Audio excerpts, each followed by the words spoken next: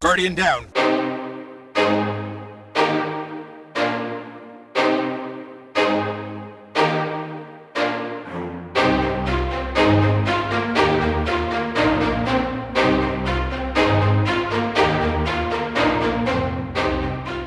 Hey there, and welcome to episode 1, the pilot episode of Guardian Downcast, the weekly destination for anything in the Destiny universe and beyond. I'm your host, The Gator, and I'm joined by my two co-hosts, Hazel and Easy. What's up, guys? Hey, what's up? And no, this isn't a replay of the 0 episode. Oh, man. First of all, I wanted to personally thank the Destiny community as we have released just a little teaser last week, and the outpouring of support has blown us away. Between the Discord, Twitter follows, and call-outs from other podcasts, it's apparent, at least to me, that we made the right decision to do this. So a big thank you, guys. We really thank you. We're going to do things a little differently for this pilot episode. We're going to start things off by catching up on the past week, talking about the latest news from Bungie about the Solstice of Heroes coming up. Then we're going to conduct an interview. An interview? Who are we interviewing, Hazel? I'm done with this amateur bullshit, man. No, us guys. Didn't you guys see the show notes? What the hell? I talked to you guys about this already, didn't I? I was thinking episode 1, like, why the hell are we interviewing someone so far? Oh my God. Well, What a show note. That's what are show notes. There they are. Well, that's right, folks. We're going to have a question and answer roundtable discussion of what we're all about. Figure out, hey, who the hell are these dudes anyway? We have a special segment called the Speed Run, which I'll explain later. We'll then answer any Twitter or Discord questions from our listeners, which we ask every week before our show. We put a Twitter out, and no, we put a tweet out. We have a Discord channel that has questions for our podcast, and we have an email also. And finally, in honor of what's that? By the way, can I mention something real quick about that Discord? Sure. I just want to say that, man, it's lively in there. We really appreciate everybody hopping in and having a good time in there. I know that everybody has Discords, and the last thing we want to do is break up any communities or anything like that. We just want to be another outlet for people to come and hang out. The support and everybody being in there has been awesome this week, so we appreciate it. Yeah, I got to agree, man. I was blown away. I thought we'd be, just this little Discord and Yeah, exactly that. I was like, please come and check out our Discord. But everybody has been just really phenomenal. People I've never even seen before in other Discords jumping in. So that's pretty awesome. Yeah, exactly, man. I'm really excited about it. Then, of course, finally, in honor of our podcasters from our past, we're going to have a Guardian Downcast Spotify playlist. I know, it's backed by popular demand. We had 2 songs each from the host, that's us, and 2 songs from our featured guest. So let's get the train rolling.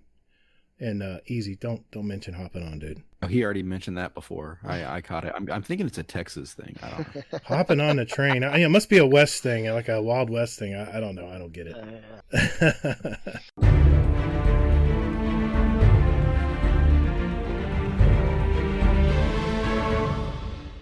All right. Well, let's talk about what we've been watching this week. Easy. What's been on your entertainment agenda this week?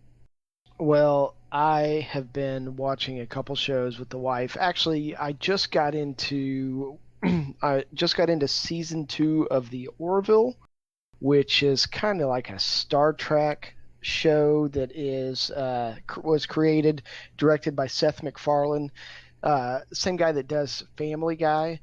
But the show is a little weird. It can be funny. It straddles a little bit of seriousness, but it's a show that's not really A++, but for some crazy reason, I really dig it. Have y'all even heard about this show? I've heard of it, and it kind of reminds me of that one. What was that one movie that Tim the Toolman was in? Remember that movie? Yeah, Galaxy Quest. Oh my God, I love that movie. I haven't seen Galaxy Quest. Is that it good? Well, I'm wondering if it was like the Orville, because it sounds like the Orville's kind of is it kind of like a spoof on Star Trek? Yeah, it is somewhat of a spoof. It's kind of goofy, but then it, like I said, it tries to get serious in some aspects. So, like I said, I don't know if it straddles the line very good, but it's entertaining, and I enjoy watching it. I also am watching, or just watched, a two-part documentary called Leaving Neverland. It is a more serious documentary about some of the Michael Jackson scandal. It is a little heavy on the heart. You may have to walk out of the room a couple times.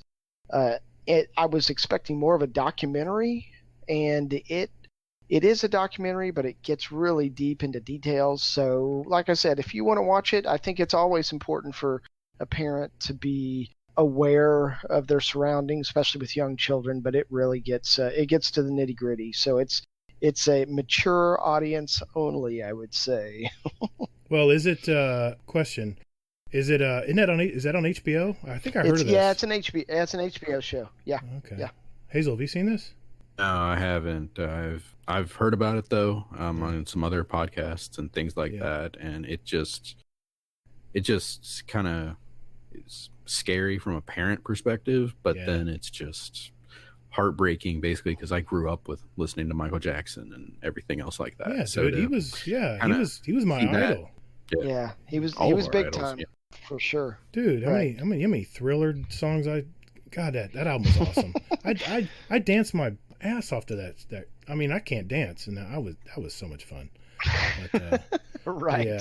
By God, we all tried because of him. Yeah, of course. It got all of us out on the dance floor. Funny story about that. So I was in London at this club with just a bunch of old people with my parents, and everybody's just kind of having a drink and hanging out, and nobody's on the dance floor. And then Billie Jean comes on, and I swear it looked like it was the worst and best thing I've ever seen. Just a bunch of 70, 80-year-old white people dancing to Billie Jean on the dance floor. It's crazy. Oh, man. my God. That's crazy, man. Jeez. In London, no doubt. Jeez. Yeah, for sure. So what about you, Gator? What are you watching? Of course, I love sci-fi. I'm watching Black Mirror on Netflix. My wife was out of town this week. She went to the beach with some friends, and a lot of extra time on my hands. So I was watched Black Mirror. At least a few episodes that they've had out, and I watched the one with was talking about. I think it was about the doll, the smart doll. That's the one I watched the other night, and it wasn't. I don't know about you, but this latest season of Black Mirror just isn't quite have the bite that the first two seasons had. I don't know. What season? What season they are? I think it's a third season. I think this is the season 3, I believe. I mean, don't quote me on that, but I mean, I think it was. What's weird? It only has like 3 episodes. I'm like, are they trickling them out, or is this it? Or I don't know. I'm confused. But the other show. So we tried to watch it. We didn't get past that first one. Oh, dude! It's if you like that first one, brilliant. Yeah, it's brutal. Dude, if you like Twilight Zone stuff, which I love Twilight Zone. I mean, even though it's a really old show, I still watched the reruns as a kid. Right. Dude, that show just left me wanting more. And then, I was a big Alfred Hitchcock fan. Right. Loved his movies. They were a lot like that same kind of genre. But the other show I was listening to, or watching, not listening to, it was Comedians Getting Coffee in Cars. And dude, I got to tell you, Eddie frickin' Murphy was on. Anybody heard of this guy? He's been like in the shadows for like, I've like, where the hell's Eddie Murphy, man? He needs to do stand up again. And he talked about that a little bit. That was a great interview, man. It's one of my favorite shows because you really get in the head of a lot of these comedians, and it's not always comedians. Sometimes it's just movie stars. But yeah, it was great. Well, hey Hazel, what about you? What have you been watching, man? For me, I've been now that Game of Thrones is over, we got the HBO Now thing going. So I've been working my way through a couple of shows. So I've been watching Succession. I've heard some pretty cool things about that. That's basically about like this family that owns a television station or network kind of thing, and it's very brutal to watch and see like sisters and brothers just completely being ruthless against each other. It's kind of like Game of Thrones in a way, just without the murder and deaths, at least so far. Gotcha. Yeah, I've seen some little snippets of it, and man, it looks really good. It looks really good. And Brian Cox is in it, and I'll watch anything that he's in because he's right. Yeah, it's wife and I watched the first season of that, and I think that the overall plot is great. I really hope the second season picks up though, for sure. Yeah. And then I'm also the wife and I just finished Big Little Lies season 2. That was very entertaining for what it was. Meryl Streep was just a horrible person, but it's not often you can say that. Then besides that, finishing up on Euphoria, which makes me scared shitless about my daughter becoming a teenager and going to high school. Just beginning, brother. Trust me, if you want to like fear for the future of society, check out that show. That's okay, I'll pass. Yeah, kind of, sort of. I kind of wish I did, but now it's got its hooks in me, and I just, yeah. And then I went and saw Toy Story 4 with my daughter and wife. So it's our first movie out with the little one. So very cool, very cool. How was it? Yeah. The movie was pretty good, pretty good. She did all right for the most part. She kind of bounced around from her seat to my seat to her mom, and just kind of doing that kind of thing. So nice. It's good stuff, though.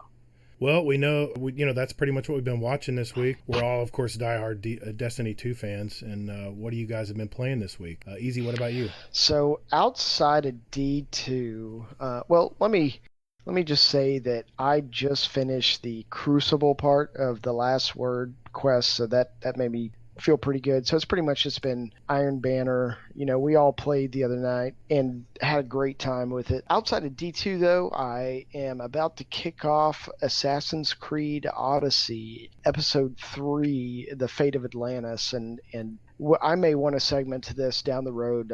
I think Odyssey is an excellent game. It's unbelievable. It's got some of the best armor, perks, backdrop, story. It's an excellent game. So I just killed Hades, and now I'm being sent to Atlantis, and it's great, man. And I also finished, so, I was traveling this past week, and when I was on the airplane, I completed a game named Greece. I don't know exactly how to say it, but it is a side-scrolling watercolor platforming game with an unbelievable soundtrack. I mean, it's a beautiful piano, and it's just the sound that comes out in the game itself. It's worth, if you have a Switch or if you have a computer, I think you played on PC, but I played it on Switch. Man, if you get into it and just I think it's like 5 to 10 hours to complete the whole thing.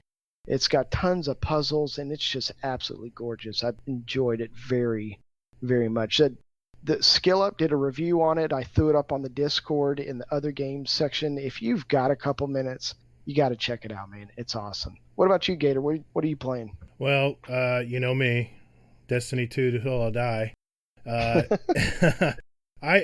the thing. I've been working on Tribute Hall, and when I did my what I think it was 40 triumphs to unlock the bad juju, whatever that amount was. I did that and killed myself. Went broke several times. I mean, I went through I had all these materials stashed up, waiting for the next season of Shadowkeep, and then this comes along, and I'm bankrupt like really quick. I mean, I'm out there going, hey man, you got any extra data lice for me, man? I'm going around. Dude, I can't even afford it. Like, I'm halfway. Crazy. I think I got 7, and I'm out of resources. Dude. I'm like, you know what? I got my bad juju. I want the catalyst. I know it's worth it. I get on every day. I do my 4 bounties that I can turn in for tributes. I turn them in, and I think I'm at 53 now. I think I still have more to do tonight. But, we played Iron Banana the other night. Had a good time with that. It's good to play with the guys again. And, of course, I slowly am working on my pinnacle weapons, the Recluse and that sniper rifle in Crucible. Revoker, yeah. You can tell how much I really want to get Very it. Cool. And and of course the Wendigo, that grenade launcher, it will be mine before the season ends. We got time. There's a lot of summer left. So Hazel, right? What are you doing, man? I've kind of been wallowing in my own personal hell because I've been trying to do the solo Shattered Throne. It was basically like just a test of endurance. So that was pretty much like Saturday, Sunday, Monday time frame. I was playing, and then I was in a chat with Scrapdog in PlayStation. He was like just cracking up at me, just like completely losing my shit every now and then, just because I just get wiped off the face of the map. But yeah, I mean, I did find out a neat little cheat to it. Basically just get up high for the first part, then you can run around and just snipe everything. Nice. So nice. Pro tip right there, Yeah. Right. And then after that, I'm doing Iron Banana So yeah, just kind of tinkering around with my warlock because I finished it already with my Titan, so I figure I need a challenge. So I picked one of the worst classes. Well, So. it's funny you should say a challenge because you have to be a really good player to play a warlock. That terrible jump they have, you really have to be skilled and really aware of your surroundings. So yeah, I can understand warlocks are a hard class to play. Anyway, let's move on. Anything else, guys? No. Well, it sounds like we've all had a busy week. Let's move on to our next segment with the latest news from Bungie.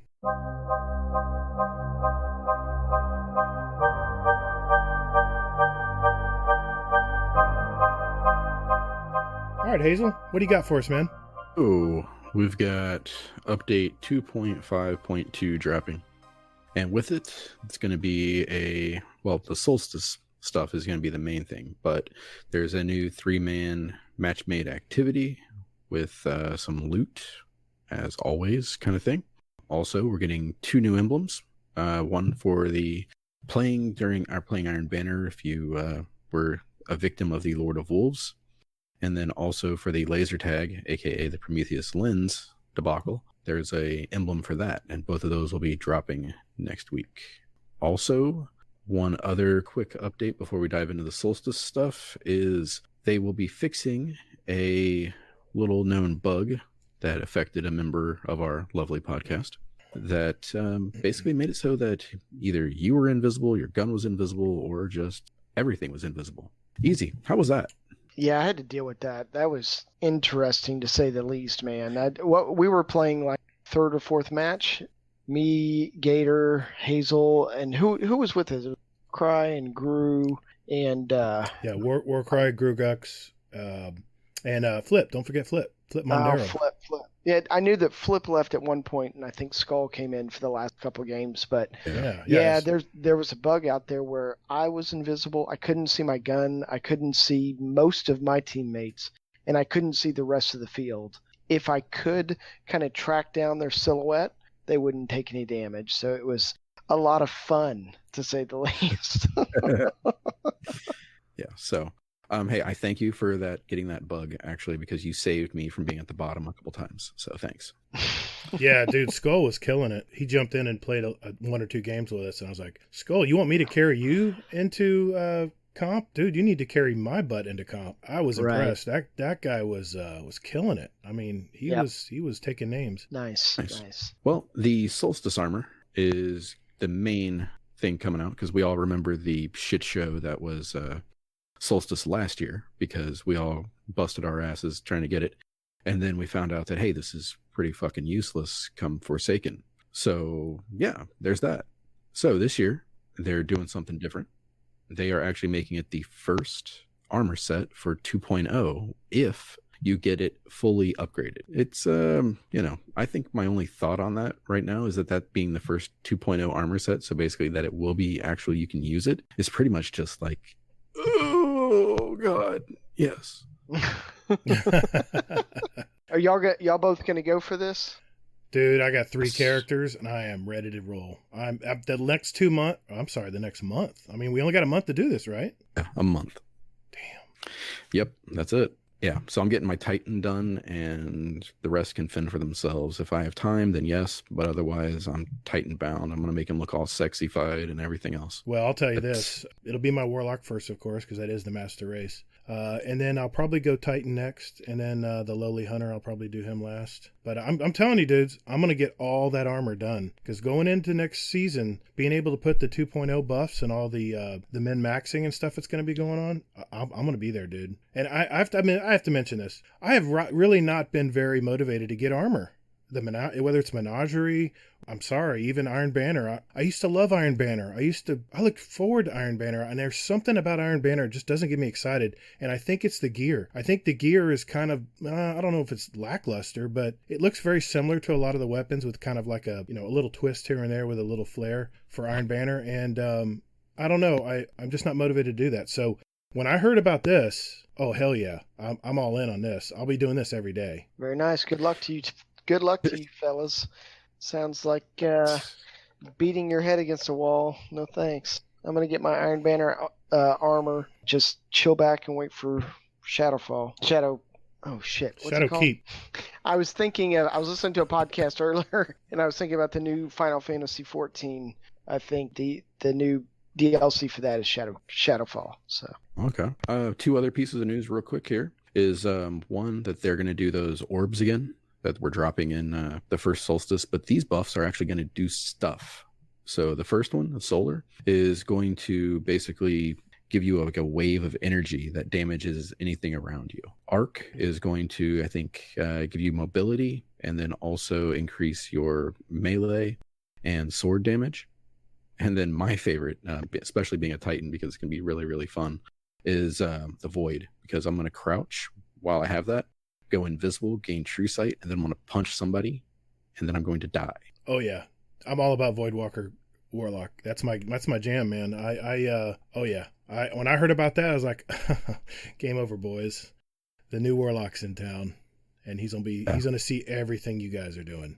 That's going to be really awesome when you can jump up as a warlock and then you can go invisible and then you can just kind of like spring up and drop your Nova Bomb on somebody. Cool. Real quick here, Maddie, he posted something about the Shadowkeep artifacts that they are actually going to be like seasonal, and they're going to be basically, it's Bungie's effort to kind of do some testing for things for probably Destiny 3. So increasing super rates, things like that. Yeah, weren't there artifacts in D1? I'm trying to remember what they were used for. I cannot for the life of me. There were artifacts presented in Rise of Iron, right? Or after Rise of Iron? I think it was before Rise of Iron, I think. But I know, like, what was it? Like, there was the one that if you huddled together, it gave everybody like super faster. Oh, no. Right. And Nightmare and Trials. Yeah. The Attunement of Galeon gave you a third eye. Gave you third eye. I used that on everything. I loved it. And I was like, why on earth didn't they bring this to Destiny 2? Those artifacts were awesome. You're right. Yeah, they cut those for some reason, and that was a great step forward for gameplay and just kind of changing up how you played and how you spec'd and whatnot. It was a game changer for sure. The only problem with them, though, in D1 was that they sort of made some of the exotics useless. Yeah, right. I could get that. I get that. But aside from that, that's it from the news desk. Well, sounds good. Anybody have any thoughts? Well, I think they mention something about the 3-man matchmade thing, the combat meditations. Was that in there? Did we talk about that? I touched on it briefly in the beginning. It's the European aerial zone. Basically, just you can run that for loot. And one other cool thing though was that all of the Eververse items are going to be for sale at some point for the rest of the year, or for the rest of the season, for Bright Dust and silver if you want to buy it early. Well, probably silver too. Yeah, they said silver probably and always. Yeah. and also Bright Dust. They made sure to emphasize Bright Dust because people were going to be up in arms. What do you mean we got to use silver to buy? This is pay to win. Well, what's going on here? I don't understand. But no, I'm sorry. I didn't know if you mentioned it or not. Yeah, I'm excited, dude. The fully upgraded armor looks better than the Menagerie gear. It's beautiful and gold, and my hunter's just going to be oozing gold. I mean, I'm already gold. Everything I have is gold. I don't know if you saw my tweet. I got the Peregrine Greaves for my Titan, and as soon as I got those, painted them gold. Yeah, I'm excited. Anything else? Good. Anything else, guys? Any other screenshot? They look good. I was just gonna say, when I saw that tweet that you put out there, I wanted to trying to find a clip of Man at Arms going Peregrine Greaves. I remember that. Yeah. That was the movie of the week, I think. That was awesome. Yeah, I like. Yeah, he redid it for this year. Yeah, that was awesome. I'm really excited about it. So, but you mentioned Destiny 3. I got to tell you about a dream I had, guys. I got to tell you this. I want to go on record right now, right here, episode 1. Luke Smith came to me in a dream. He did. I know he was wearing a Jedi robe and he looked like Mark Hamill, but I'm telling you, he said, Gator, I got you covered, brother. There's not going to be a Destiny 3. There's going to be a Destiny Online, just like World of Warcraft, where I became very famous for being the Scarab Lord. I'm telling you, I'm going to put it right here on public knowledge and public publication.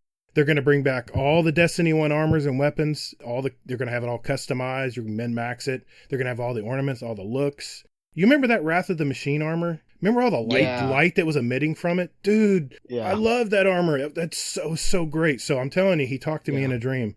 And they've already alluded to customizing and RPG, and they're bringing back a lot of the Destiny 2 stuff. But I'm telling you, Destiny Online 2020. I'm just going to say it right here now. Hey, I'm down with that. I'm down with that, brother.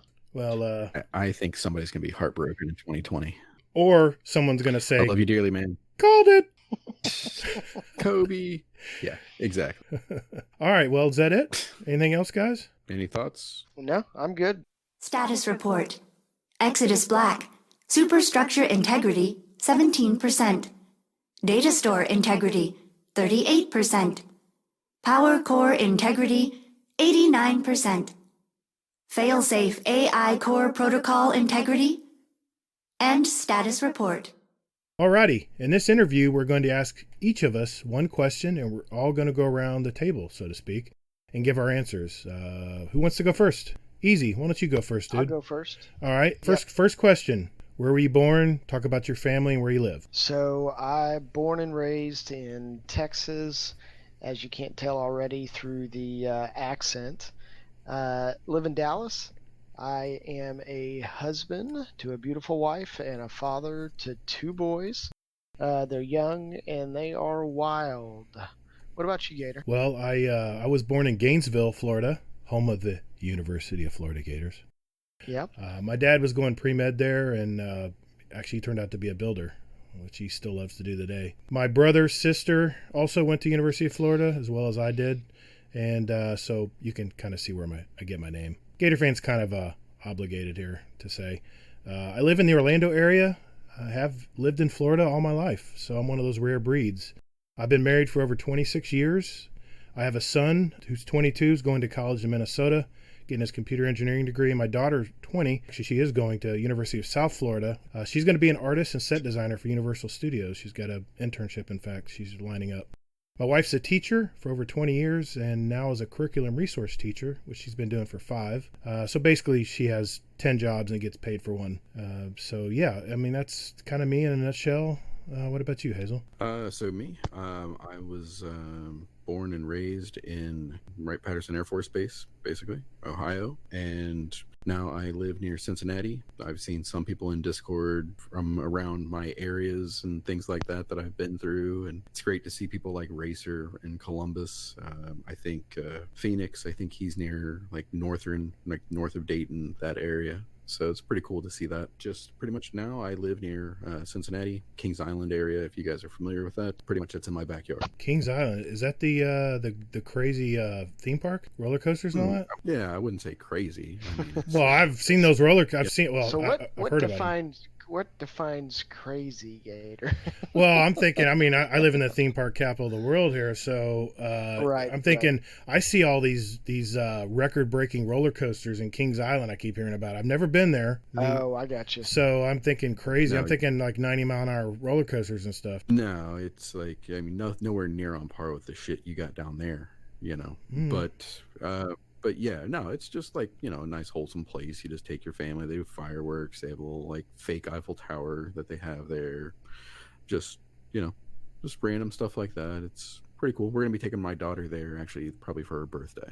Very nice. Married and have a 3.5-year-old who's challenged some days. Some days she's an absolute angel, but you know, 5 minutes later she could just look at you and just tell you the most hateful thing, and then you're like, what? Three is interesting to say the least. It's I swear when they turn 3 they go bipolar. It's insane. Good, yeah. Pretty much, yeah.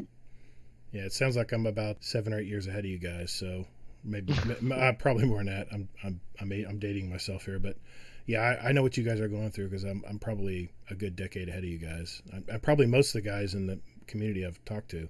I'm probably one of the older guys in the Discord area. But dude, all I can tell you as a dad is just enjoy the moments, even if they're crazy, because before you know it, you know your kids are in college and you got an empty house and it's quiet, and trust me, it's great. It's great having a quiet house.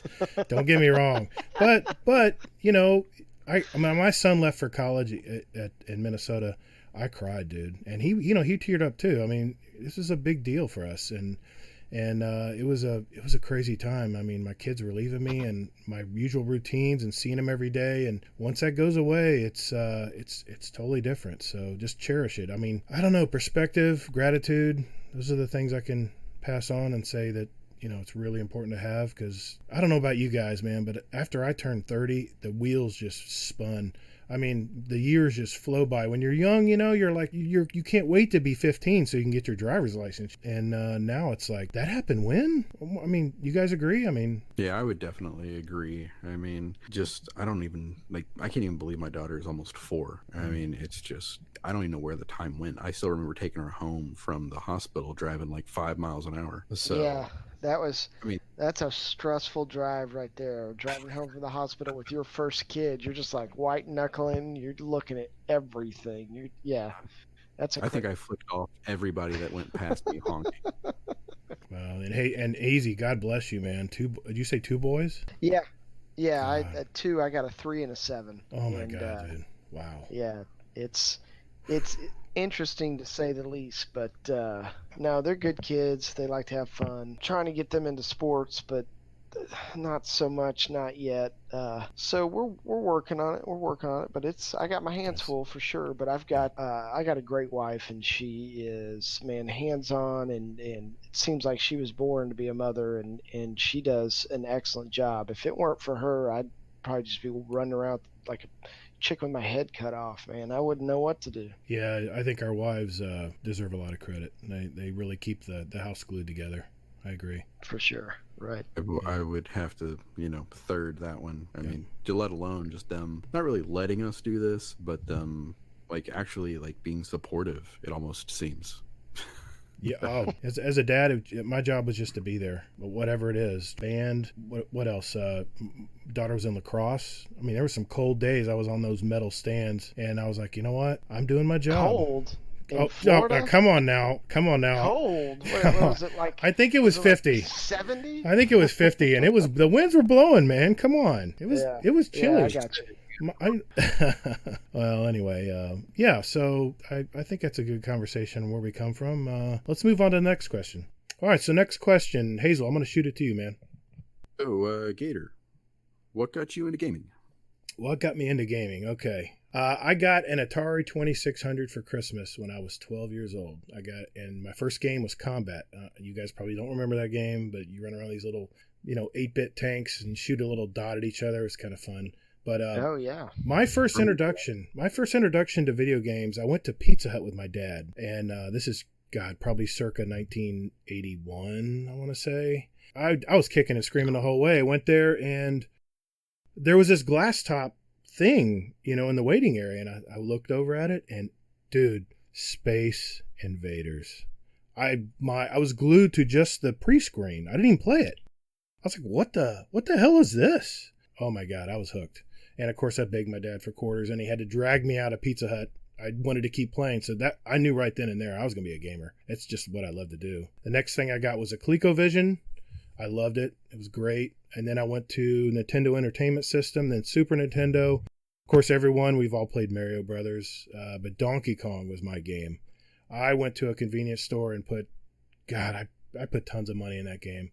Donkey Kong was so much fun trying to jump on those barrels. It was so frustrating because I sucked at it. Then there was this disc-based console that came out called the PlayStation, and I was like, wow, no more cartridges that wouldn't play sometimes, and you had to blow on them to put them into the console to play. I mean, this is where gamers kind of split off, into Xbox and PlayStation camps, and I went to the PlayStation camp. Then I got the PS2, the PS3, and now the 4, and now the 5, it's coming out next year. My wife and I, when we first got married, we didn't have a lot of money. We would sit and play Metal Gear Solid on PlayStation 2. It was like a movie. She would sit there behind me and go, oh, no. Don't scare him. You'll get this guard coming from over here. And I'm like, oh, yeah, good call. And I do things like that. And we had so many hours of fun doing that. Now that I'm older and I have a business, I can afford, to buy a few things for myself. I have an Xbox One X. I've got a PS4, and now I've got a gaming PC, and all I play on is Destiny. So what are you going to do? So, all right. Okay, so I'm going to kick it back to you, Hazel. What got you into gaming, man? Well, I mean, the first time I actually remember seeing a video game was actually this little place. It was like a little pool hall, like right behind where we used to live. And my dad would go there, and he would just give me a bunch of quarters, and I would just be like, I don't even know what I'm doing, but there was a Star Wars game there. And I would just pump quarters into this thing, and I was just flying around, and it was like, I don't even know what the hell it was. It was like one level. but it was like where I was flying through the Death Star trying to like drop the bombs where they needed to go. And yes, I remember that. Yep, exactly. So yeah, that was my first experience with it. I remember my mom, she worked at Bob Evans. She told me, she's like, for your birthday, I'm giving you a choice. And this is one of those moments that I'll never forget in my entire life, because I think that literally my life could have gone a completely different way if I would have made a different choice. And she said, I'm either going to buy you this computer or a Nintendo Entertainment System. And I was like looking at this computer. It was like I looked it up, and it was some type of Atari computer. It had all these like pastel like squares and triangles and circles and shit on it. But I ended up just going like, all right, I'm just going to take the Nintendo because it was in a comic book. I saw an ad for it. So I just went with that. It was just life-changing. My mom and dad played it with me. It was just great because we were like playing Mario together. My dad loved Duck Hunt. I mean, I hated Duck Hunt because I fired more bullets at the actual dog that would laugh at you than I did ever any of the birds. Right. Dude, I remember that game. That was awesome. Dog. That damn dog. I mean it. That fucking dog. I just thinking about it right now. If I had that light gun, I would pull the trigger. See, some of you know the rage that are listening to this. And then, like, I just pretty much gamed pretty much from then on, up until I got a GameCube for one simple game. I played Resident Evil 4, and it was like one of the first games that I ever played that had quick time events. It was just, I don't know if you guys remember Resident Evil 4 at all. No, I didn't play that one. I think I skipped that one. No? Is this the first 3D version where it was kind of like over the shoulder, third person? We're all like that, though. Well, this one was like, yeah. The first one was like really stupid good graphics, where it was like there was like a guy with like a bag over his head with a chainsaw. That was what it was really like known for, was that scene in the beginning. I played this game like 4 times, and I was just like, this is like the pinnacle of gaming. Nothing will ever beat this, because like the whole quick time event thing, because it was like leading to cutscenes, and if you messed up, you died, and it was just this like pivotal moment for me where I was just floored by everything. And I actually took gaming. I went away from gaming for a while, and then I played Halo at a couple of friends' houses and did that. Halo 2 a little bit, but then like I saw the beta for Bungie, or for Destiny 1, and I'm like, you know what, maybe I'll get into it. So I ended up getting a PlayStation 3 for Christmas. So I was like, all right, I'm just gonna go ahead and I'll play the beta. And it was the Sunday. The beta ended on like a Sunday at like 7 p.m. And I started playing the beta at 6 p.m. So I only played the beta for 1 hour, and it came out the following like Tuesday. And I'm like, I don't know. It was okay, but I've got $60, so I'm going to go ahead and just buy this game. What's the worst that can happen? I'm like, I've wasted more money in my life than that. So, hey, but like roughly around 3,000 hours later. Right. Exactly. Yeah, exactly. So yeah, that's kind of my gaming story there. Easy. What about you? So I got my first recollection really was just getting a NES. Came out in 1983. Got it right when it came out. I was 6, and pretty much from there I went through I would say almost every gaming system. I had an NES, I had a Super Nintendo, I had a Nintendo 64. I've got a Nintendo Switch now. I had a PlayStation 1, 2, Vita. I now currently have a PS4 Pro. Went through the Xbox. I had an Xbox 360, Xbox One, Xbox One S, Xbox One X. I had a TurboGrafx 16. I had a Sega Master System. Do y'all remember the Sega Master System? I do. And then the Sega Genesis. So that's pretty much just a quick list. But yeah, NES and Sega Master System. So, story behind that, parents were divorced, and for some odd, dumb reason, one set of parents bought me an NES, and the other ones bought me a Sega Master System. Bonus, dude. So I kind of had the best of both worlds and just rocked all the way up. And funny thing about PlayStation is I went to Toys R Us in college. I know, embarrassing. I remember it. I was a freshman in college, and a buddy in the dorm room, we were staying up playing GoldenEye and Mario Kart. And so I was like, dude, I'm going to go get a 64. So I went to Toys R Us, and there was a PlayStation 1 on display to play with Jet Moto, of all things. I remember that game. I played Jet Moto for like an hour, and I was like, I think I'm going to go PlayStation. So I picked up a PlayStation instead, and man, the PlayStation really opened up. Tomb Raider 1 and 2 were big for me, man. I sunk a ton of hours into both those games. And then from there, like I said, I ended up getting a Nintendo 64, and then from there I just kept going up, and I've been gaming ever since. I did take a very small break, and then a buddy of mine that I was living with after college ended up buying a Nintendo Wii. Oh, I didn't even mention that. I had a Nintendo Wii. And he had bowling, and we would stay up like every night drinking and playing bowling, and I was always getting smoked. So I went out and bought myself a Wii so I could practice. And I can't even tell you I probably have just as many hours in Wii bowling as I do Destiny. Oh, man. I remember playing with my kids at bowling. You actually could turn the ball and make it spin. And I'm a bowler. Oh, yeah. I'm a bowler, Oh, yeah. and it was very realistic, dude. Yeah, it was fun. Nice. That's awesome. Nice. So Hazel, how did you find this community? Oh, kind of a loaded question. I don't know if my wife is going to listen to this. I hope she doesn't. But Uh-oh. so, yeah. I mean, originally I played Destiny 1 and all that. And right around, I want to say February of 2017, I got let go from my job. So I was just devastated, and I was looking for jobs. But then it became like one of those things where I'm like, okay, I really need to look for a job. So I would look for the job for, like, basically it was my full-time job. So I'd spend 8 hours a day looking for my job. And then pretty much I would take care of my kid, pretty much because we didn't have like a sitter. So it was all me. I was doing that, looking for jobs. And then at night, I would just pretty much play Destiny. Sure enough, just started raiding more and more and more.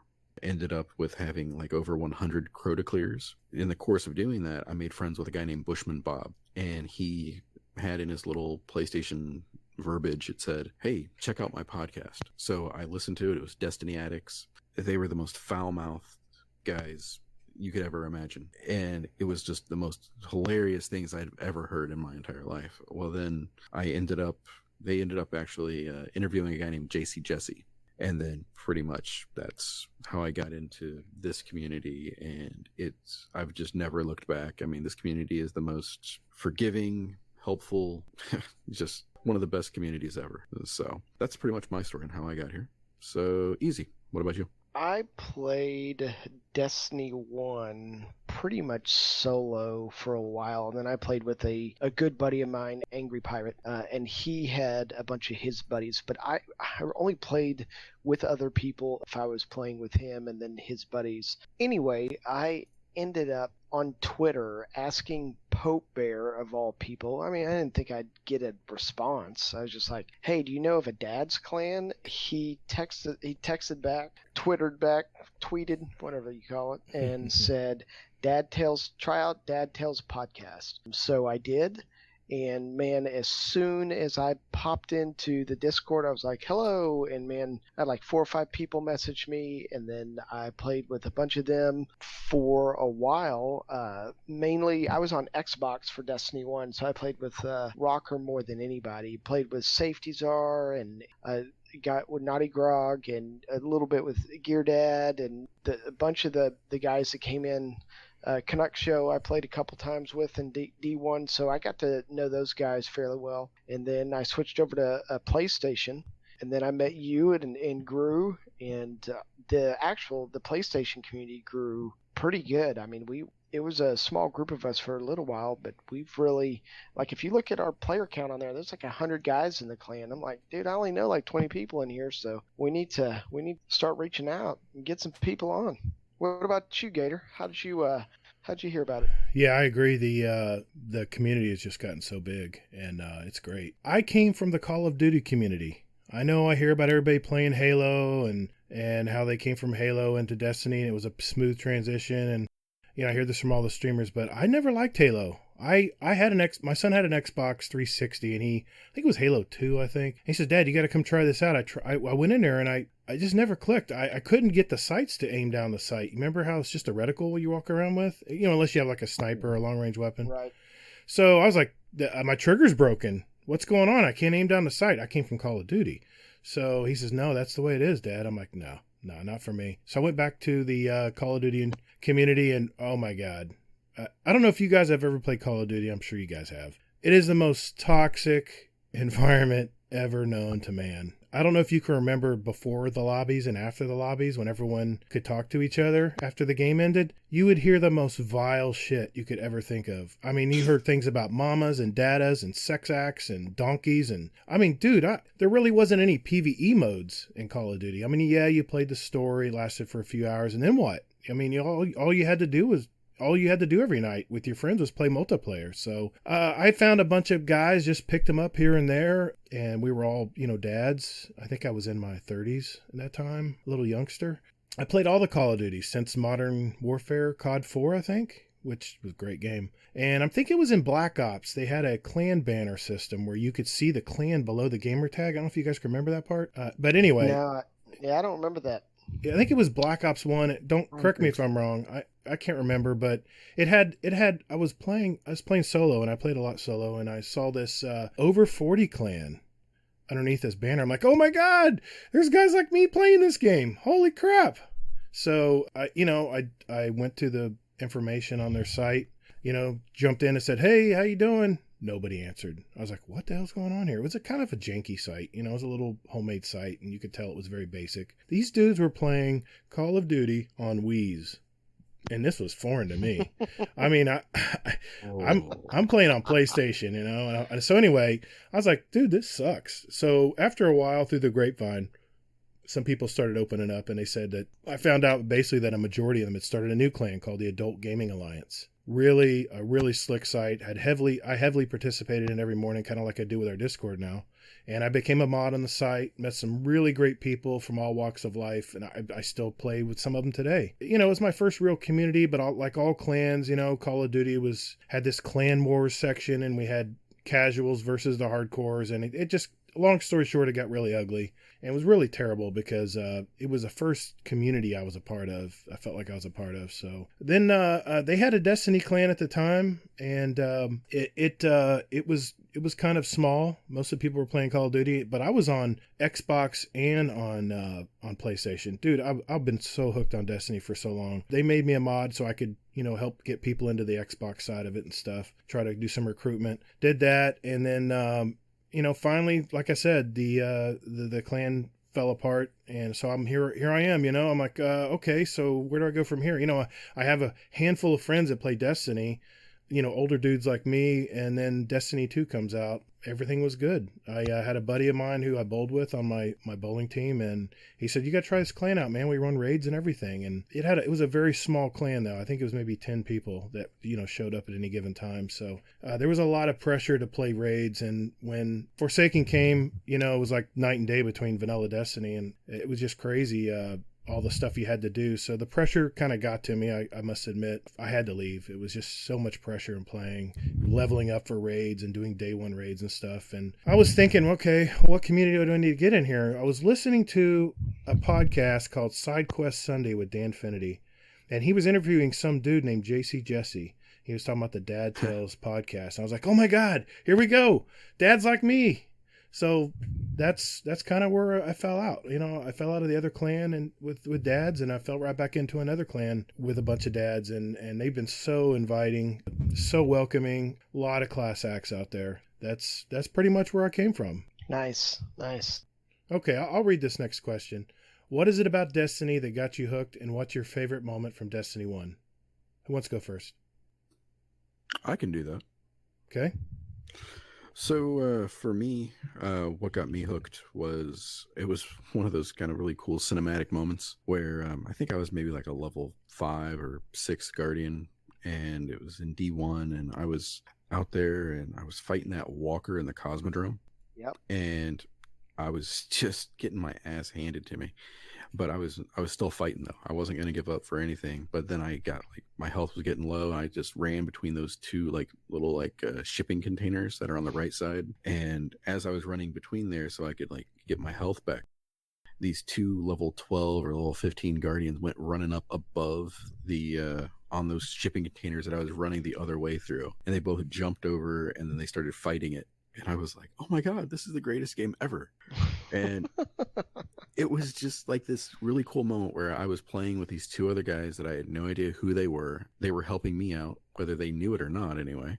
But it was just like, that was like that moment for me where it was like this whole sense of community came in, which is part of the reason why I like started Sherpaing and things like that with the raids and everything, which actually leads me right to my favorite memory was, for Destiny Addicts, there was a guy in there named Synchromeshi, and I was helping him get his flawless Crota. So it was just him and I, and we threw it out in the Discord and said, hey, if anybody wants to get a flawless, just feel free to join up. We were going through, and we got like halfway in, and then somebody joined in. And they're like, oh, hey, are you still doing flawless? But here's the thing. Whenever somebody joins in, it counts as a death. So we had to start over. Now there's 3 of us. So we get to Crota, somebody joins in again at Crota. So another death, we had to start all over. I'm like, okay, we got 4. I'm like, are we okay? Is anybody else going to join in? Because I don't really want to spend all night doing this. But everybody's like, no, I think it's quiet. I think we can go ahead and start. We waited like 10 minutes. Nobody joined in. So playing it again, we got to Crota. Somebody else joined in and goes, hey, are you still doing it? Start all over again. So there's 5 of us now. I'm like, all right, should I lock it? And everybody's like, no, it's okay. This is everybody. This is everybody it'll be. Well, a friend of Sync's ends up joining in again. So joining in, and we're at Crota again. So I'm like, all right, well, let's restart. So we restart. We get back to Crota, and then the guy just disconnects and leaves. I was furious, was an understatement. So I end up going like, all right, right, I'm locking it. We're done. No more. So I go back, did flawless again, got all 4 people flawless. And then it was just like, everybody was just like, that is the coolest thing ever. They were all super happy and everything else. So that was probably one of my favorite memories. Very nice. Hey, who wants to go next? I'll chip in. So the first question, what is it about Destiny that got you hooked, is a strange one for me, because I don't remember anything that got me hooked other than like the E3 showing where they all came in and they took down a walker, and I had read about it and I was in the beta testing, or not the beta testing, but the actual beta, and I knew in my head that I was going to play this game for a long time. Like, there was no question. For some reason, I just had it locked in my head. So there wasn't like I'm going to play this for a while. I just had it planned out, right? But I have a couple moments that I remember in D1 that really signified that choice. One was, so I was a hunter. I was an arc hunter all through D1 year 1. It was probably one of the worst choices you could do. I would go into Nightfalls and just go invis, and I was like a medic. I didn't do any damage. It's just the other people would fall, and I'd go invis and I'd run out. That was like a majority of my D1 year 1 experience. But a couple of moments that I had once in the Omnigul strike, and I didn't know anything about a Titan. I didn't know anything about a Warlock. I was strictly just hunter, right? And this is when you would get thrown back to orbit if you all died. And we had Omnigul to like barely anything. I died, and then the other guy died, and then the third guy died, and we were all like, ah, ah! And the third guy was like, all good, buddy, and he came back to life with Sunsinger, and then came and revived us, and it was just one of those moments where we thought we were gonna have to go back to orbit, and we got to stick around. That moment was awesome, but I think the moment that really signifies D1 for me was there were a bunch of us doing Crota. None of us had ran the sword. And I decided I was like, you know what, I'll run it. And so we all kind of knew how to do it, but I ended up running it, and it took a while. Like, it probably took 45 minutes. But that last swing, when I knocked down Crota, just being the instrumental part of taking that raid to the next level and being able to complete it, and everybody was like super happy and stuff. That Like, I think I ran out in the living room and I was like jumping up and down like a damn Toyota commercial in front of my wife. I was like, I did it. I did it. And I think that moment she went and looked in the mirror and she was like, what the hell did I marry into? I made a mistake. Like, I was like, it was the craziest. And that's one thing that this game does for you that's crazy. It's just, it brings joy out in you that a game should not bring. And I think that in large part that's the team building and the community and the socialization and everything that the game provides outside of just it being a game makes it really awesome. So what about you, Gator? Yeah, dude, I can kind of relate to that warlock coming and save the day. I know. Dude, you know how many people I saved in Nightfalls, countless Nightfalls. I come back and save everybody. Everybody like, oh crap, we're going back to. Anyway, I'm just kidding. Yeah, my experience was totally different from yours, Easy. I know you said there was nothing that really got you hooked. Dude, I would remember, as I mentioned earlier, I've been playing COD I was so burnt out on COD, dude. I was so ready to I was ready to give up gaming. I was ready to take a break. I was so tired of turning corners and instantly getting shot, looking at the kill cam, and the guy's got, taking his time to smoke a cigarette, then aims his sight, gun down the sights, all about connections and stuff. It was just frustrated the hell out of me. I was like, you know what? I really don't want to do this anymore. So then E3 2014 came out. I don't know if you remember that teaser, A New World. Oh my God, dude. I saw everything was going on, and this was PvE. It was an open world. Dude, I would just sit in the Cosmodrome for hours, just listening to the birds chirping, sitting on the edge of the cliff, just looking around going, wow. I think people forget what a beautiful game. Like, at the time, like, just the skybox and the sounds were amazing. Oh my God, it was unlike anything I've ever seen before. And you alluded to the jumping around like a giddy schoolgirl.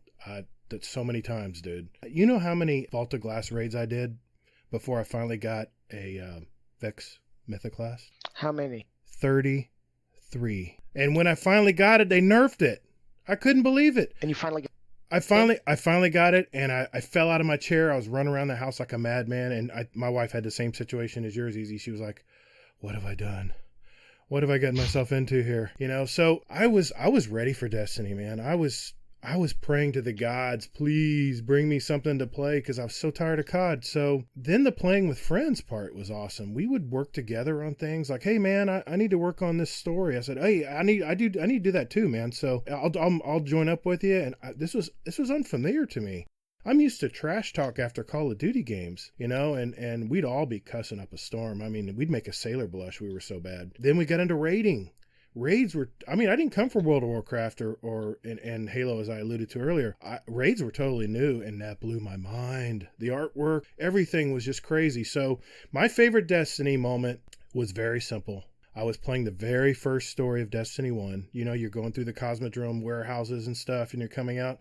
You finally come out to an open area where the walkers fall down and stuff, and all of a sudden the sky turns black. I see this huge ketch materialize, knocking over all the transports that were there for ages, knocking them over, hearing this roaring sound come across, and my jaw was on the floor. I was like, what the hell is this? And I'm like running, you don't have to run, but this is my first game playing. I was like running around, and the sky was black, and this big catch was coming down. I'm like, oh my God, it's going to shoot me, and that was it for me, man. I was, my prayers have been answered, so to speak, being that I was tired of PvP. And when I first played Destiny 1, I swore off Crucible for like 2 full years. I was like, I don't want to play any more PvP. All I want to play is PvE. And that was that. So yeah, man, it's I can go on and on. I can ramble forever about Destiny. It's such a game that I love. But anything else, guys? Kind of said what they needed to say. All good here. All right, cool. All well, good. Overtime. Let's do this. All right. Well, it's that time of year. Just kidding. For those Twitter and Discord questions, I have to say I'm really scared right now. Okay, what the hell? Here we go. So first off, I just want to say, man, we got some great feedback for episode 1, and I really appreciate you guys chiming in and giving us your questions. So here we go. Mitchie Slaps. Oh man, so much power, so much responsibility. Can either one of you tell me what movie that is from, Hazel Gator? Gosh, it comes to mind. I can't remember the movie though. Spider-Man. I was going to say Spider-Man, yeah, but that's with great power comes great responsibility. Well, if you would have said that, I would have known.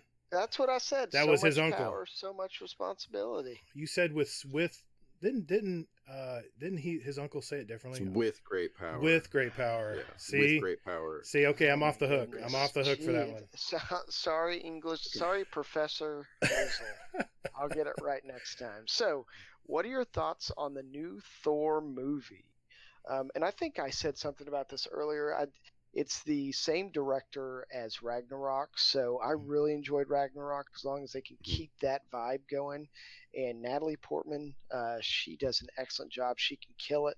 I really don't know her role in the Marvel Universe, but what do y'all think? I'm super excited for it. Nice. In a word, Natalie Portman. That's 2 words. Not to be Professor Hazelnut again. Here we go. There we go. Anyway, but yeah, I mean it, yeah. But yeah, true, Natalie Portman. But yeah, I'm like super excited. I mean, it's just gonna be fun to watch a different take on Thor, you know? Right. Yeah, that director killed it last time, so I have a lot of faith in that one. So here's a Destiny question. Again, Mitchie Slaps. Thoughts on what they can do to make the Menagerie worth playing again? What do you guys think? Okay, I'll start off on this one. Like I told you earlier, I'm not really motivated to get armor because it's not going to translate into the 2.0. So, I mean, other than running triumphs, I was talking to Kingsley Mack today. In fact, he said, "Yeah, I'm trying to get my triumphs done to get those. I'm wearing the armor and gear." And I think in the new patch coming, you're not going to have to wear all the gear. It'll just count like percentages for each piece of gear. But I made my runs. I did my runs. It was a lot of fun. It's quick. It's easy. It's a non-fail state. Where you can just keep running it if you don't have it, which means blueberries are great. Who cares what they do? We're still going to get through it. I think this is my opinion only. I think they should drop 3 chests. That way no one has to run around and go do anything. Leave the clock as it is because, there's lore stuff to get in there and people want to search for it. You don't want to be shut out of the game right away. So leave 3 chests, be done with it. Then people can still farm and feel like they spent 25 minutes or so to get it done. What do you think, Hazel? Nice. I think infinite loot again. I think they just, open it back up to the way it was before. Just go run to the reset, run back, and just do it as many times as you want. Because, I mean, I'm drowning in all those runes now. And I'm just... Oh my goodness. I feel like I don't even pop that rune finder, and every time I get like 4 new runes. Yeah, I'm overflowing. Exactly. I'm overflowing with runes, I'm not even picking up the Imperial bounties anymore because I don't really need any gear. I'm 750 on 3 characters. I don't need any more runes, and even now my chalice is perfected, so I don't even get Imperials anymore. So what's the use to run it? I don't know. Here's a question, guys. So it kind of to me sounds like first world problems where we're like, hey, we don't need this, we don't need that, we don't need that. But how often are you guys playing? Yeah. I was just going to preface that. Keep in mind, I'm a Destiny addict. Hi, my name is Todd. I love Destiny. It's all I play. I know why other people are playing Witcher, like Tefty Tef and things like that. I know that people have jobs and they got lives and they got little kids. I have an empty house. I don't have a bunch of kids running around. That time has passed. I have a lot of time on my hands after work. So yeah, I wanted to mention that yeah, I am 750 on all 3 characters. And that's because that's all I play. It's my hobby. Right. You know what? I heard on DCP that it would be cool, and this is just pie in the sky, but maybe you have 6 or 7 or 8 or 9 or 10 chests at the end of the Menagerie run, but they're all hidden and they spawn in different locations. That's a great idea. So as soon as you pick up the first one, everybody scatters, and you're looking for, and you get as many chests as you can get to. But again, they're in hidden locations, they're spread out, and they're in different places every single time you finish a run. And not to interrupt, but that's the same thing they're doing with that new 3-man activity coming up. You right. Once you complete the boss, then you have to go find the chest. I love it. That's a great idea, Easy. Great idea, man. Yep. So next one. Lastly, our hot dogs, sandwiches, and our Pop-Tarts, raviolis. Hot dog, I guess, technically can be a sandwich, but I have no comment on Pop-Tarts and raviolis. What about you two? I know Hazel's Say gonna have yes an to opinion. both. Yeah. Yeah, I say yes to both. Yes, obviously. yes to both. Come on now. Okay. What about you, Gator? Any comment there? Oh God, Mitchy, man, I hardly eat hot dogs anymore.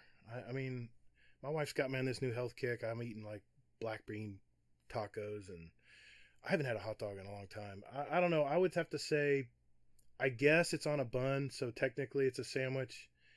I'm sorry, I'm not buying the Pop-Tart thing, man. That's not a ravioli. No, I know it's got little holes in it, like some raviolis do, but no, I'm not. I'm saying no on that. So that's my answer. So, next. So Mitchy Slaps he's rolling them in here. What is your favorite class and why should it be a war? I love you, man. Mitty, you're my favorite buddy. I love you, man. Yeah, Warlocks are the master class. I know it takes a lot of skill to use them. The jumps are very difficult, so you have to time things perfectly. Yeah, that's all I need to say. Thanks, Mitchy, for that question.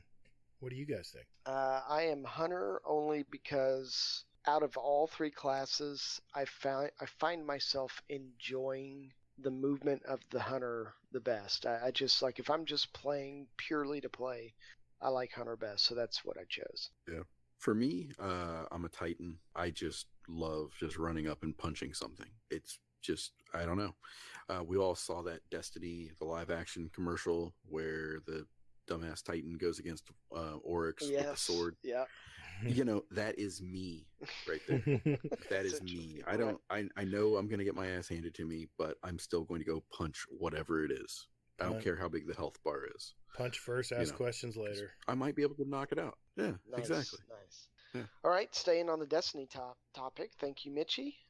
AKA Gear Dad asks, what is each of your guys' favorite D1 and D2 exotic, and which one do you think is better? So I'm going to go ahead and say for D1, this is an odd choice, and it was two very situational guns. One is there was a exotic hunter scout rifle warlock that you could only get as a warlock, right? You had the exotics there was one you could get for a hunter, which was the Ace of Spades. There was like a garbage machine gun you could get as a Titan. But the warlock strategy, right. But the warlock had that it was pretty good by itself. But when you were running and your super was full, and when I ran Sunsinger, Revive constantly, so my super was always full, and that gun was wild. It was so much fun. That one, and then the Touch of Malice, and like I hardly used it, but just getting that gun was a huge accomplishment for me. It took a long time, so I took a lot of pride in that. So those are my exotics. There's not an exotic in D2, I think, that encapsulates those other two. What about y'all? Now see, I took a different approach to this question, and I reread this question a couple times just to make sure I wanted to find what he was asking. I know what he was asking, but I'm still going to take a different route anyway. For me, D1, I got to go with Twilight Garrison as a Titan. Mm-hmm. It was just, I love Titan skating. I love just going ahead and just of course flying at somebody and then just making a hard left and then just blasting them with a shotgun. I hated you in Destiny 1. I hated you guys in Destiny 1. I called you guys apes. Ape shotgunners. Those damn Titans with those boots. Oh my God. That was a chest, by the way. I'm sorry, that's what I meant. But then I'm thinking of the Destiny 2 boots that kind of make you float and direct your see, you can tell I'm not a Titan. You can have more control of your flight. You can fly further distances. They're not coming to mind. Yeah. But Twilight Garrison, I do remember because I would try to shoot them with my pulse rifle and they would just go zip zip zip zip. Sorry, keep going. That takes me back. Sorry, I was still lost in memories there. Nice. But I don't even know. Really, when it comes to D2, I guess the one good one that they brought out was the Actium War Rig. It just reloads your auto rifle. I use that a lot, like year one when auto rifles were king. So I just loved using that. I would just put it on like whatever it was, my Orman's Anvil or Sweet Business, just if I want to be trolly. Well, Sweet Business was great in the Callus raid for Skull. Yeah, that is true. So ultimately, I'd have to go with Twilight Garrison though for the win. I had to think about this question. You guys know what my answer is going to be for Destiny 2. Lunafaction? Nope. Now we talk now. Are we talking about armor, or are we talking about any exotic, anything? Oh, that's easy. It's always weapons for me. On Destiny 2, it's definitely Telesto is the besto. Telesto is the besto. Keep reminding yourself, Telesto's the besto. Even when they nerfed it, I was like, no, that's okay, Bungie. Nerf it all you want, dude. I played with this thing so much. I know how to use it. I don't have to spread things far away. I'm fine. I know how to keep those shotgunners right off of me. So only the very good players I go up against hear me charging it up, and they once they get killed once, then they know to fake me out. Sometimes they get me. But Telesto is the besto. Now, Destiny 1, the greatest sounding, the greatest looking, the most original weapon, Vex Mythoclast, hands down. Because it took me so long to get it. All my friends were playing around, shooting around all the time, and I was sitting there just cussing them out the whole time. Like, can you put that away? But when it comes down to actual functionality, I was a Res Warlock as well. So I had super energy all the time. It was the Telelock. Dude, I love that gun. Nice. That thing lit up with those nice little lights in the middle of it, and I could fire so fast and just 3-4 tap people in the Crucible. Yeah. So much fun. So much fun. So that's my answer. Nice. So next up is from Agent H. Hey guys, first time listener and caller here. Do you think we will ever get to see a fourth element type come to the franchise? If so, what do you think it could be, or any ideas you would have for a fourth? Thanks, guys. I'll hang up and listen. I actually took some time to work on this one right here. So if I could make a fourth subclass, do I think one's coming? I don't know. If I can make one, I would make a Taken fourth subclass, and the Titan Super would be a Blight, like the blights that you see when you do the public events. And just a big blight where if anything came in there, it just took a ton of damage, kind of like a bubble, but it also like reached out and tethered people possibly and brought them into the bubble, and you could just sit in there and go crazy. The hunter would you would do your super, and if you got shot, it would create a hologram, and then every time your hologram got shot, it would split open and split to where you could kind of dance around, and you've got holograms of you everywhere, and it would last like 10 seconds or something like that. So not to interrupt, but what element would you call that? The Taken decay? I don't know. Taken. Okay. Sorry. Continue. I'm sorry. Yeah. No, I didn't really put too much into what I would call it. I would just make some sort of a Taken element. Those are great ideas. But I don't have anything for a warlock. Like, I mean, I haven't played a warlock in like 3 years, so shame. I would have to. Shame. What about y'all? What would do you think there will be a fourth subclass? And even if there's not, what would you make? I'm sorry. Yeah, I'm just gonna, because I don't have a really good idea. But Easy had put a great idea in my head. For a super, you could throw those blights that the captains throw at you that are taken. The ones that that blind you and kind of hurt you a little bit. That would be a really good super. Like if you could get, shoot it like choo choo choo. In the Crucible, I could see the people already raging on that. But I don't know what kind of element you would call it, but that comes to mind as far as a super. But Hazel, before I interrupted you, what were you going to say? Oh no, there's actually a Destiny the game on the Reddit post a couple months back, maybe a year ago, something like that, and it was talking about a concept, just a fan concept called decay. And so it's like similar to like the Thorn, how you would shoot somebody and it takes off your health, that kind of thing. The dot registration. Right? Yeah, that's what I was thinking. Yeah, exactly. It's like that. It's like the concept behind it. So the kind of like the element behind that, the damage over time piece. So, but he actually made like a whole arcing like subclass for each one. I'll throw it in the Discord, but yeah, I always thought it was like pretty fascinating. The Titan one he had like a minigun that like just caused damage over time on top of just rapid fire. Nice. I like that. Yeah, exactly. But yeah, so I'll throw it out there, and you guys can take a look at it. So, next one, Elmer Fudd. How come each of you has a slice of perfection pie inside of you? Throw it up and get one of you to feed on 100% perfection. Hashtag teamwork. So, Elmer, I don't really know what you're going for there, but I think that you have just described our podcast. Yeah, Elmer, you scare me, dude. Sorry. That I looked at that question. I was like, "What? What on earth?" I don't know. I don't know what medication you're on. Yeah, I was just for gonna say but, that. I mean, perfection pie. I hope it's medicinal, whatever it is. But yeah, I mean, if you can find some of that perfection pie, I'm planning on going to Guardian Con next year, so I'm expecting a piece of perfection pie. I hope that it's what I hope it is, and not anything weird. Yee. That's a good point because the point of this podcast is you're going to hear from three different three different classes of Destiny players. That's a good point, Easy, because that was kind of the theme, and you'll see in our artwork coming up soon. It's Easy is a hunter main, Hazel's a Titan main, and I'm the dominant race, the Warlock, and we each kind of come together to work as a team. Yeah, so that maybe Elmer sees something that we haven't seen yet. I don't know. Okay, we got a couple more we got to get through here. So, the man, the myth, the legend, JC Jesse.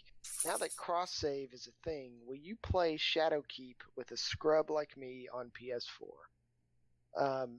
If I'm playing Shadowkeep, I will definitely play with you on PS4 or Xbox because I will be getting it on Xbox as well. What about you guys? Are y'all going to do any kind of cross save functionality? Yeah, I definitely plan on it. I've already got it lined up. I'm going to buy a SAT Xbox. For those that don't know, yeah, it's one that doesn't have the actual hard drive, or not the hard drive. Yeah, the hard drive. No, it has a hard drive. No, a disk drive. Yeah, it doesn't have the disk drive. It has a hard drive and memory, I hope. Or it would be a very sad Xbox. Okay, so it's not the super sad Xbox. It's just the regular sad Xbox. So yeah. So I definitely plan on. I played with JC Jesse when he was a scrub on PS4 anyway. So yeah, of course I'd play with him. I got to tell you guys a story. When I first joined the Dad Tales podcast, and that's what it was. That's what I'm going to call it. I know it changed to Distinguished Gentleman, but I'm going to call it the Dad Tales. I was a brand new scrub on the PS4 side, and nobody knew me. I was new.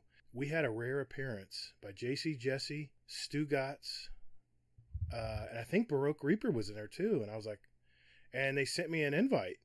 They were doing Escalation Protocol. I guess they were trying to get one of the weapons to drop. And dude, they were a lot of fun to hang out with. So to answer your question, Jesse, of course, dude, I'm going to be playing it on all three platforms. I've already got the game on PC. I've been playing it on another character, but I'm not doing it now anymore because I'm going to merge this main PS4 account, my Gator account, into that account, and I'm also on Xbox. It's a lowly little kindergartner over there because I haven't done much with it, but I'm going to be on Xbox One X too. So I'm going to be playing on all three. So whatever's going on, if someone sends me an invite, I'm there, man. I'll be there in a heartbeat. So yes, Jesse, absolutely, dude. Sweet.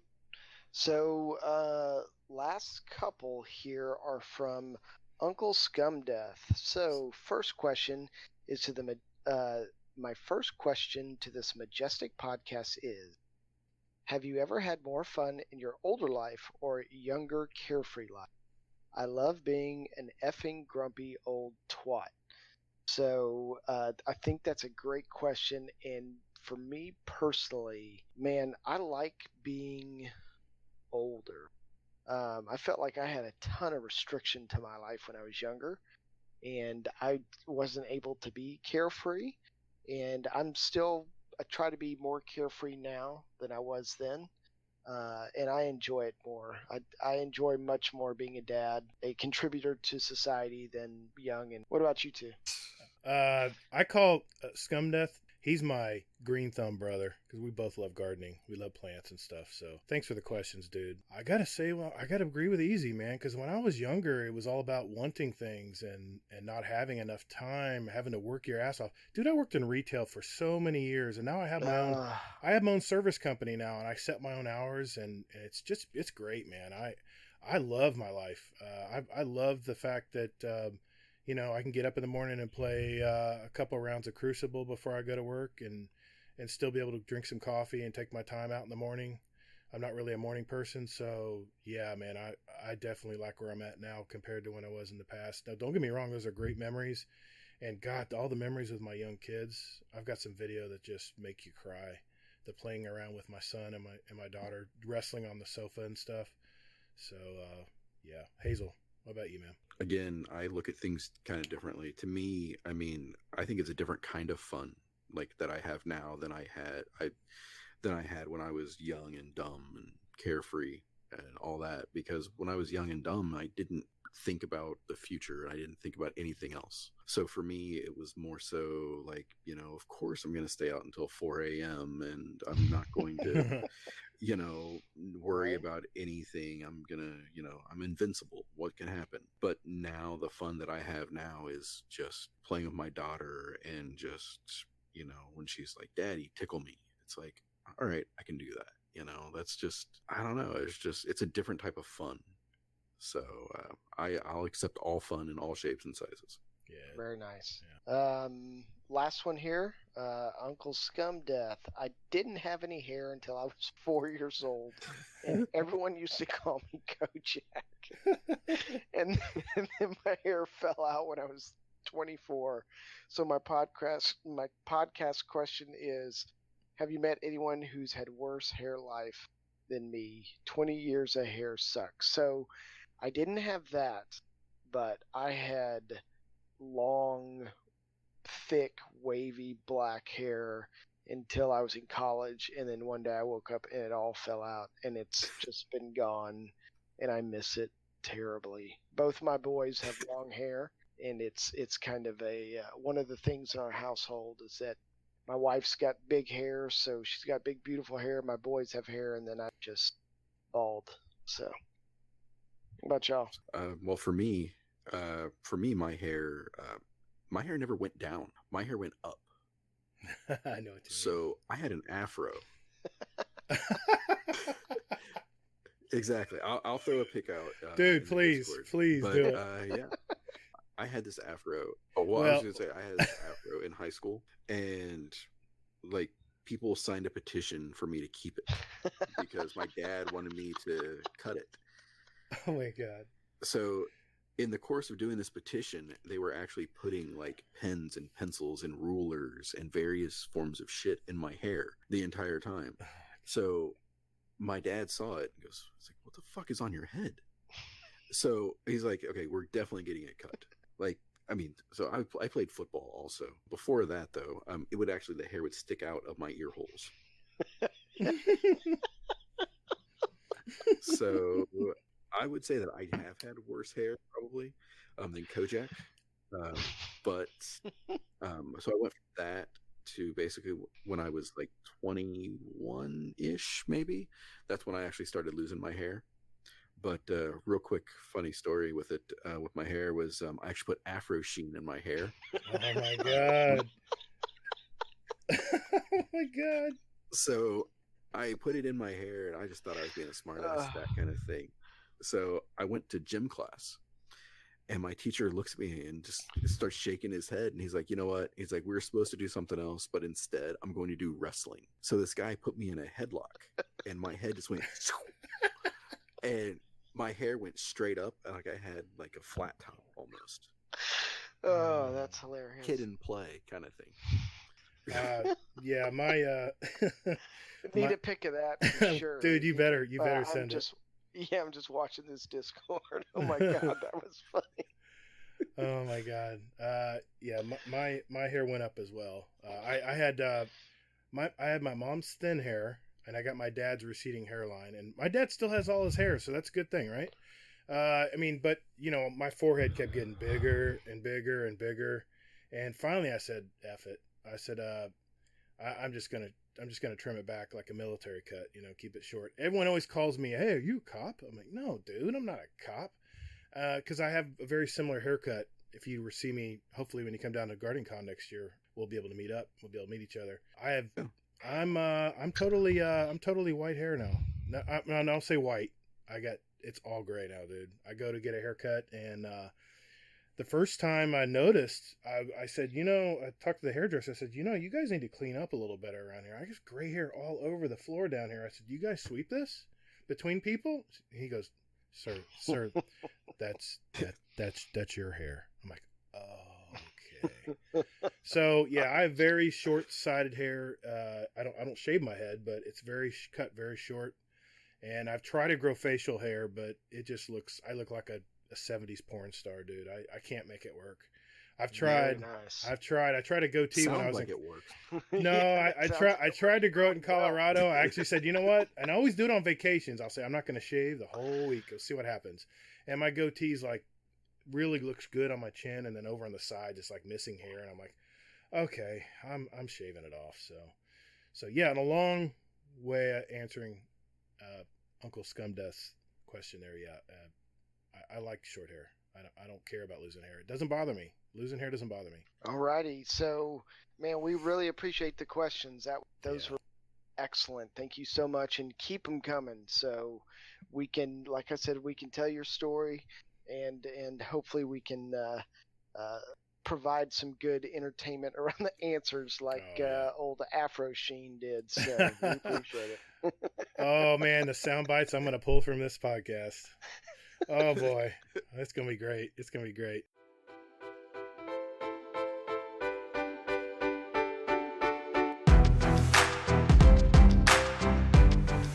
All right, great questions, everybody. Thanks for submitting them. Just want to remind you that we do a weekly tweet. We do have a Discord channel that has a place to submit questions for our next podcast of the week. And so our final part of the show, we would like to pick our songs for the Guardian Down playlist. A little sprinkling of what the three of us like to listen to, and we invite you to listen to it as well. Just search Guardian Downcast playlist on Spotify. It's right there. I think we just have 6 songs for this week, but we'll have featured guests that'll start adding as they come in, and I can't wait to see what everybody picks. So Hazel, let's start with you. What's your picks, man? All right. The first one is a song that I found actually just randomly on YouTube. It was trending, and I'm just like, oh, okay, this looks interesting. I wonder what it's about. So I played it. It's Dead of Night by Orville Peck. I cannot stop listening to it. It's a country song, but it's like country mixed with like Lana Del Rey kind of thing. Nice. Cool. So, and then the second song is just this little, I heard it equated to like musical marijuana. So you hear it and you just kind of like get a contact buzz just from listening to it. It's Goodie Bag by Still Woozy. Cool. Nice. Easy. So the 2 songs that I picked out are both rock and roll. I listen to more than rock and roll, but these were 2 that really caught my ear. One I'm listening to quite a bit right now, and that is a song called Seasons by a band called Baroness on the album Gold and Gray. And the reason I picked this song is I feel like it is the out of all the songs on the album, it may reach the audience, a wider audience.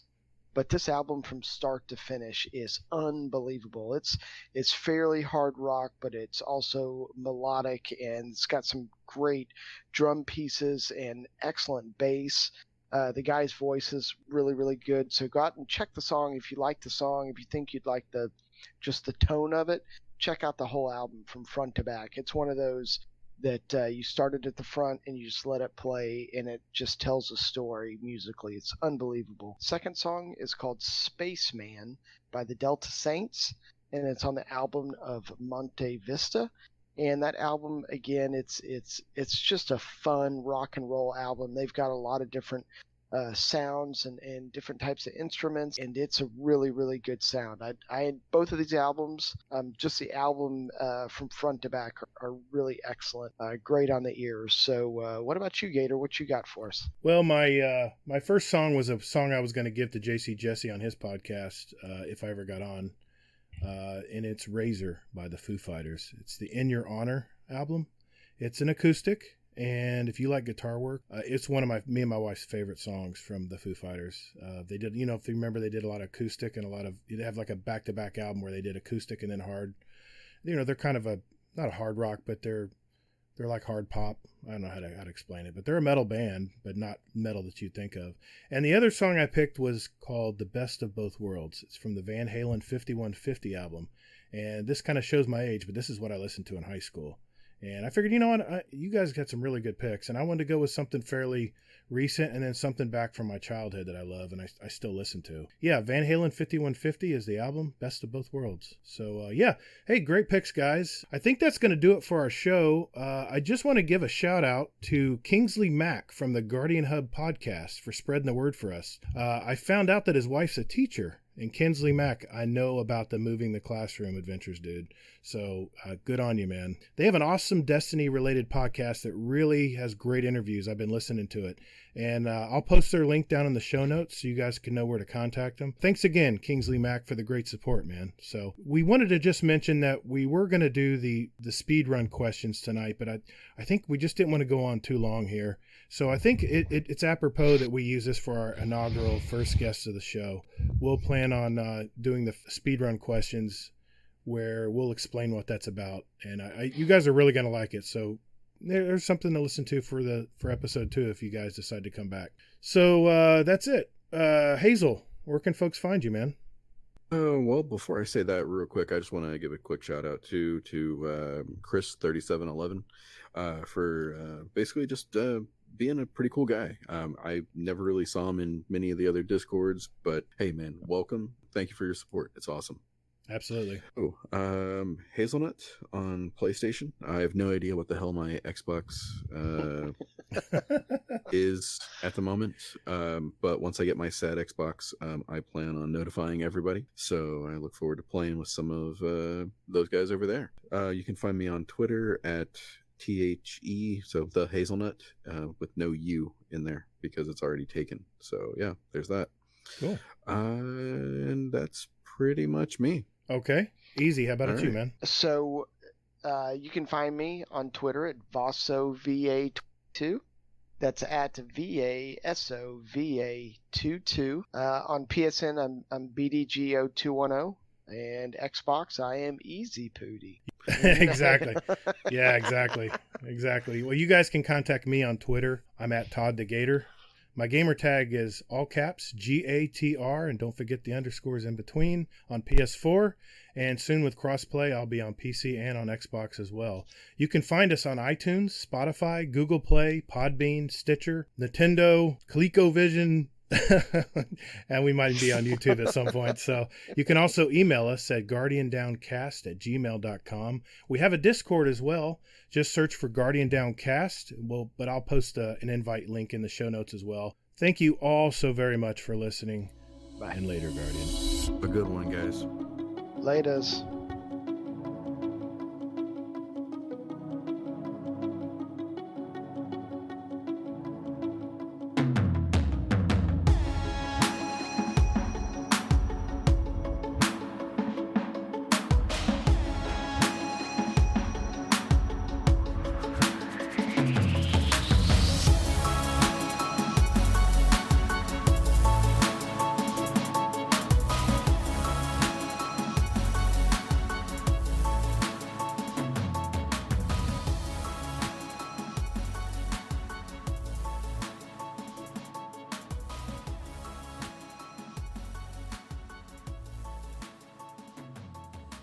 Oh, God.